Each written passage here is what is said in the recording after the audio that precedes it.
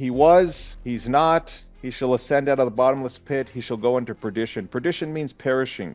So this is where we see that Satan meets all of these descriptors of the beast that you saw was, is not, shall ascend out of the bottomless pit and go into perdition. So it says the beast that you saw was. So here's the following verses here. There was war in heaven. Michael and his angels fought against the dragon, and they prevailed not. And the great dragon was cast out to the earth. So this is Satan during his time in the person of the Antichrist. He's kicked out of heaven in Revelation 12. He appears in Revelation 13 in the person of the Antichrist. So we have that happening here. This covers the descriptor of the beast that was. And then it tells us also that this beast is not. It ceases to exist. Well, how does that offer a description of Satan?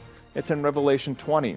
This is where Satan is locked up for 1,000 years by an angel at the direction of God. And so we haven't gotten to this chapter yet, but this is where Satan ceases to exist. It's 1,000 years. This is the millennial reign of Christ on the earth. So Satan is locked up for 1,000 years, and then there's this millennial reign of Christ on the earth. So we have the description of him with his activities as the Antichrist. We have the description of him locked up and his activities cease. And then we go on to the next page, and it says, and that beast shall ascend out of the bottomless pit. And that happens in chapter 20. Satan is let loose for a little season. Look what we have in verse 7 of Revelation 20.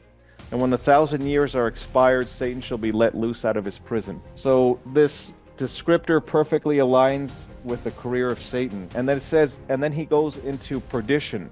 The Greek word means destruction or to perish. What does Satan do when he is released from the pit?